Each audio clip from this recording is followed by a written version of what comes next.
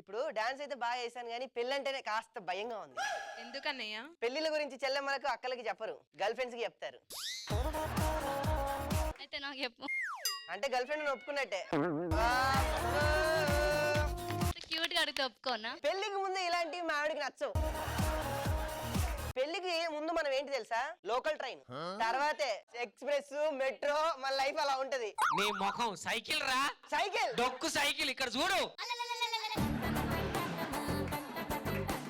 ఎందుకు వెంకీని అక్కడ కూర్చోబెట్టాను తెలుసా, రీసెంట్ గా పెళ్ళయింది వెంకీకి. థ్యాంక్ యూ, ఇంతమంది నన్ను ఓదార్స్తారు అనుకోలేదు. మీ అందరినీ కూడా ఒక విషయం అడుగుదామనే ఈ రోజు బాగా డిసైడ్ అయిపోయి అంత ఊపులో పాట వేసుకుని వచ్చాను. ఎందుకు తెలుసా, మా ఫ్రెండ్స్ చాలా మంది చెప్పారు, రే పెళ్ళి అయితే అలా ఉంటుందిరా, పెళ్ళి అయితే ఇలా ఉంటుంది, పెళ్లికి ముందు చాలా హ్యాపీగా ఉంటాం, పెళ్లి తర్వాత అసలు మన లైఫ్ ఏంటో అర్థం కాదన్నారు. సరే అది నిజమా కాదా? ఇక్కడ చాలా మంది పెళ్లి కాని స్త్రీలు ఉన్నారు, పెళ్లి కాని అన్నయ్యలు, తమ్ముళ్ళు, అక్కలు, భవిష్యత్తుని ఇంకా డిసైడ్ చేసుకునే వాళ్ళు కొంతమంది ఉంటారు కదా, వాళ్ళని అడిగి డెసిషన్ తీసుకుందామని వచ్చాను. ఈ క్వశ్చన్ మీద నా జీవితం ఆధారపడింది, మీరు చెప్పే ఆన్సర్ మీద నా భవిష్యత్తు ఆధారపడింది. ఫస్ట్ ఈ ఎపిసోడ్ నీ మీద ఆధారపడి ఉంది. పెళ్లికి ముందు అబ్బాయి చాలా సంతోషంగా ఉంటాడు, కట్ చేస్తే పెళ్లి తర్వాత అమ్మాయి మాత్రమే సంతోషంగా ఉంటుంది. ఎందుకు, ఏమిటి? బతుకు బండి. నాకు రైలు బండి తప్ప బండి తెలియదు అక్క. ఈ విషయం సీనియర్లను అడగొద్దు, ఎందుకంటే మీరు ఆల్రెడీ ఒక బండి డ్రైవ్ చేస్తున్నారు, ఆ బండిలో మీరు, డ్రైవర్ వచ్చేసి మీ ఆయన కాబట్టి. మేము కూడా డ్రైవ్ చేస్తాం. ఎప్పుడు డ్రైవింగ్ చేస్తారో తెలుసా, జీతాలు వచ్చేటప్పుడు. ఎగ్జాక్ట్లీ. ఇప్పుడు చెప్పు, పెళ్లికి ముందు ఎందుకు అబ్బాయిలు సంతోషంగా ఉంటారు, పెళ్లి తర్వాత ఎందుకు అమ్మాయిలు మాత్రమే సంతోషంగా? ఇప్పుడు జనరేషన్ అంతా చేంజ్ అయిపోయింది, అబ్బాయిలు కూడా హ్యాపీగా ఉన్నారు, అమ్మాయిలు కూడా హ్యాపీగా ఉన్నారు. మరి పెళ్లి అయినాక మీకు వంట చేయాలి, బట్టలు ఉతకాలి, అన్ని చేయాలి. పెళ్ళైన తర్వాత మళ్ళీ మీ శాలరీ కూడా తీసుకోదా? అంత రైట్ లేదా మాకు? అంటే ఇవన్నీ చేస్తున్నారని శాలరీ తీసుకుంటున్నారా? పెళ్లి ఎందుకు చేసుకుంటారు? అలాంటి నన్ను అడిగితే మీరు చేసుకుంటా అంటున్నారు కదా, చేసుకుంటా అంటున్నారు. చేసుకుంటారు. ఎందుకు చేసుకుంటున్నావు అంటే పని మనిషి కోసం. అసలు మీరు ఎక్కడ వంటలు వండుతున్నారు, ఎక్కడ బోల్ తోముతున్నారు, ఎక్కడ బట్టలు ఉతుకుతున్నారు, చేసేది మేము. వెంకీకి తెలుసు ఆ విషయం, పడ్డోడికే తెలుసు లోతెంతో. బిడ్డ షూటింగ్కి వెళ్ళి 10 ఇంటికి వేడి నీళ్ళు పెట్టుకొని గిన్నెలు కడుగుతుంటే ఆయనకి తెలుసండి బాధ. అబ్బాయిలే హ్యాపీగా ఉంటున్నారు, అమ్మాయిలే కష్టపడుతున్నారు అంటాం, అంతేనా? Equal equal. అమ్మో, ఈ అమ్మాయి చాలా పక్షవాతి.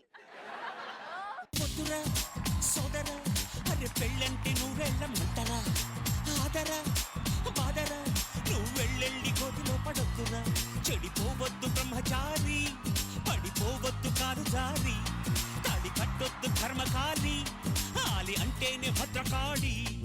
అబ్బాయిలకు కూడా ఒక పాట ఉంది కదా, మరి ఏం పాట?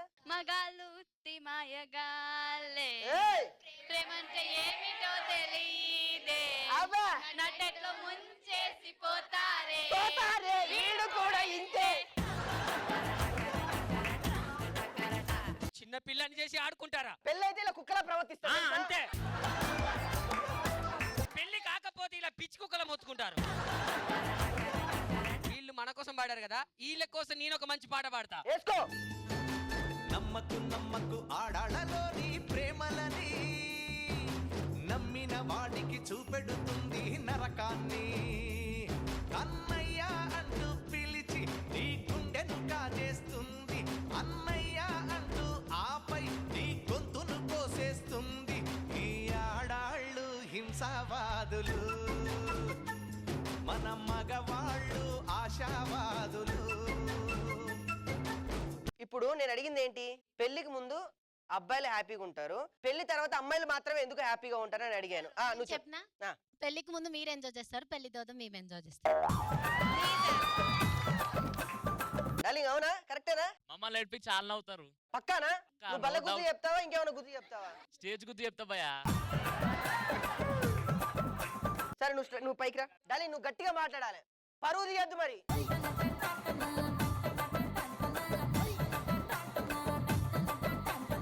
విషయం ఏంటంటే, పెళ్లికి ముందు ఎందుకు మనోడు హ్యాపీగా ఉంటారు, పెళ్లి తర్వాత జీవితాంతం మీరే హ్యాపీగా ఎందుకు ఉంటారు చెప్పు. పెళ్లికి ముందు మీ ఇష్టం వచ్చినట్టు మీరు ఎంజాయ్ చేస్తారు, తర్వాత మేము మీ శాలరీ పైన ఎంజాయ్ చేస్తాం. డైరెక్ట్ చెప్పేసింది. అంటే మీకు శాలరీ వస్తే మేము ఎంజాయ్ చేస్తాం, నువ్వేమంటావు? మనం సంపాదిస్తేనే వాళ్ళు ఎంజాయ్ చేస్తారు, మనం లేకపోతే వాళ్ళు ఏడా. అది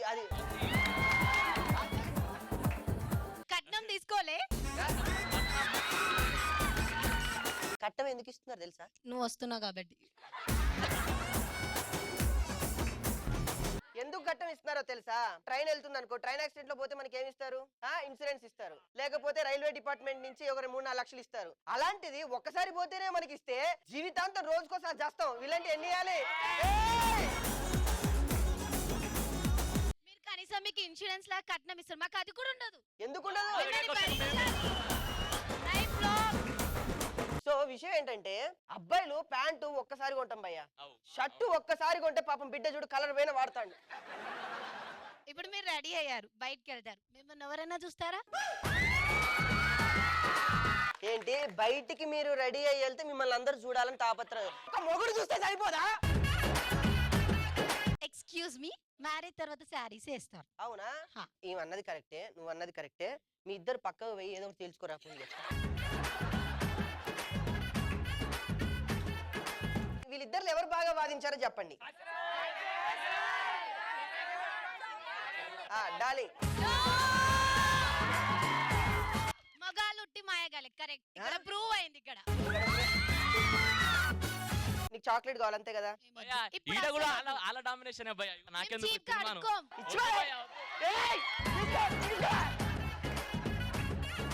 ఇంకో విషయం ఏంటంటే ఇప్పుడు నేను చెప్పేది బాగా జాగ్రత్తగా వినండి. పెళ్లికి ముందు అమ్మాయిలు మల్లె తీగలా కనిపిస్తారు, పెళ్ళైన తర్వాత కరెంట్ తీగలా ఎందుకు కనిపిస్తారు? పూలు వాడిపోతాయి కాబట్టి. అంతేనంటావా? Very good.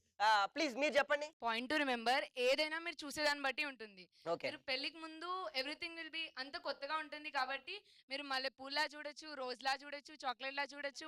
గన్నేరు పువ్వులా చూడొచ్చు. మీకు ఎలా చూస్తే అలా కనిపిస్తుంది. పెళ్లి కాకముందు తనని చాలా స్పెషల్ గా చూస్తాం, పెళ్ళాక ఉంది కదా ఎక్కడికి వెళ్తుంది, పెళ్లి చేసుకున్నాను ఉంది. సో నీకు ఒక పర్సన్ కావాలి అంటే you have to marry someone. అయితే నువ్వు చేసుకో. Okay, correct. నువ్వు చెప్పిన ఒక పాయింట్ కరెక్టే, నేను చెప్పిన పాయింట్ కరెక్టే. కాకపోతే నువ్వు చెప్పింది ఒక 20, నేను చెప్పింది ఒక 80 అంత. ఈ ఆడాళ్ళు హింసావాదులు, మన మగవాళ్ళు ఆశావాదులు. మగాళ్ళు ఒట్టి మాయగాళ్ళే, ప్రేమంటే ఏమిటో తెలీదే, నట్టెట్లో ముంచేసి పోతారే, ఈడు కూడా ఇంతే.